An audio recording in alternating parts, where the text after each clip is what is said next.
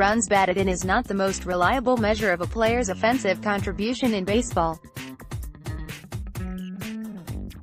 It isn't particularly fair to evaluate a hitter based on how many players get on base in front of him.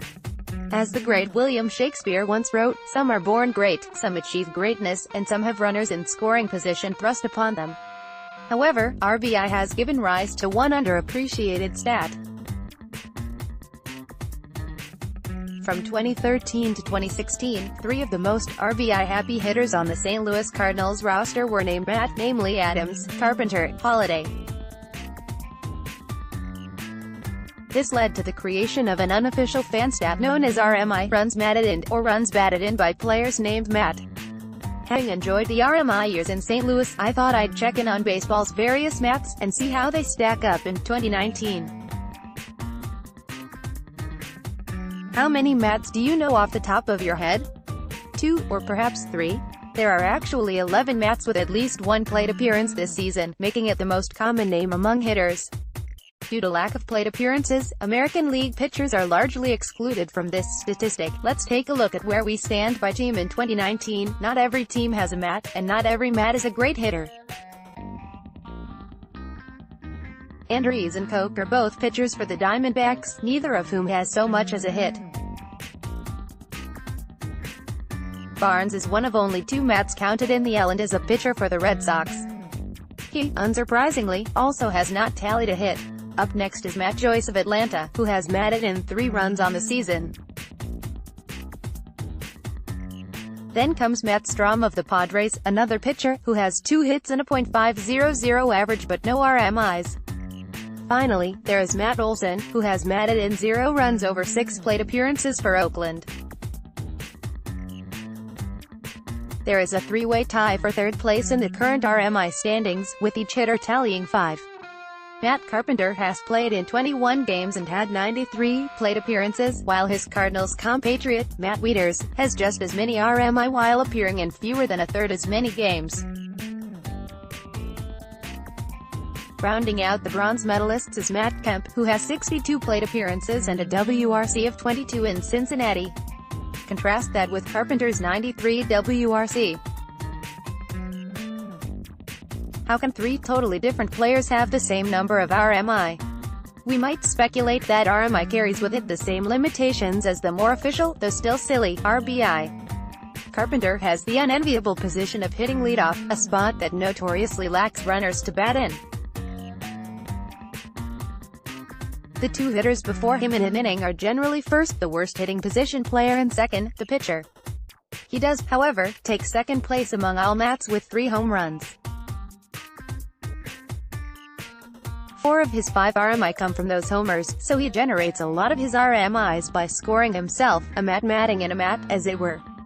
Playing backup to Yadier Molina is not going to yield many plate appearances, so we shouldn't expect much out of Wieters in this category as this season progresses.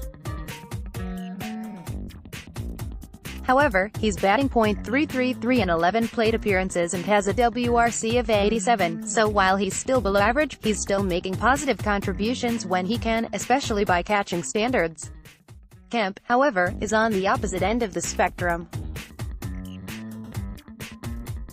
He bats further down in the lineup than Carpenter, and has hit .182 with runners in scoring position, yet he is at the same RMI level as the other 2.